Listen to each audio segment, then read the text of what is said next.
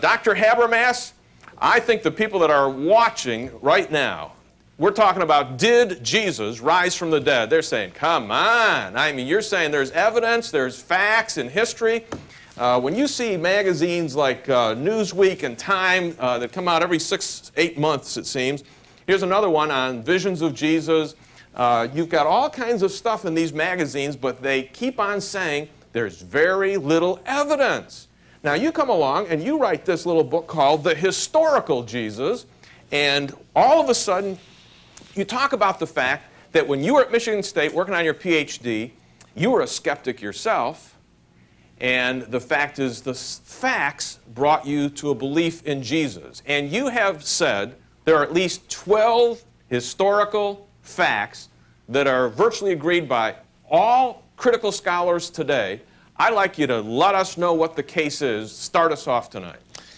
Well, John, just to name some of those highlights, virtually everybody today thinks that Jesus died due to crucifixion. I mean, John Crossan and others from the Jesus Seminar say that's the most widely known fact in the ancient world. Mm-hmm. He was buried.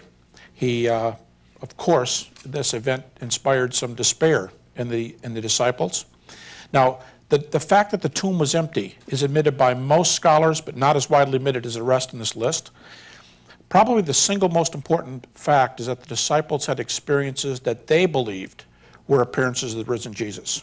They were transformed as a result. The resurrection was a central message. They preached in Jerusalem. The church was born.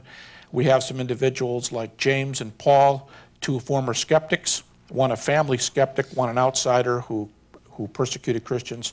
And they also came to Christ by experiences that they believed were appearances of the risen Jesus.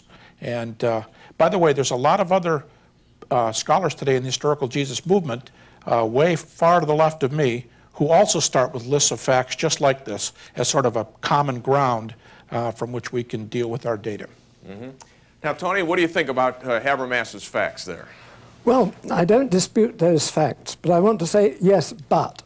And the evidential situation is, in many ways, very unsatisfactory. For a start, no one knows in what year the crucial event of the crucifixion and consequently the other events occurred. And this is a very remarkable thing. That no one knows the birth date. Well, there are a great many birth dates of important people that are not known. The other lack is all our evidence is based on documents written by believing Christians, none of whom was himself an eyewitness. And we have absolutely nothing from the rest of the population of Jerusalem to tell us why it was they weren't converted and whether the earthquakes and other alleged miracles actually occurred or not. Well, what do you think about that, Gary? Well, now when you say there's none of these early Christian authors are eyewitnesses, of course, I think from your writings you exempt Paul, right? You believe the Apostle Paul wasn't eyewitness. I was thinking of the Gospel writers. Right, but with Paul we have an authentic eyewitness, and you would grant a number of authentic Pauline books.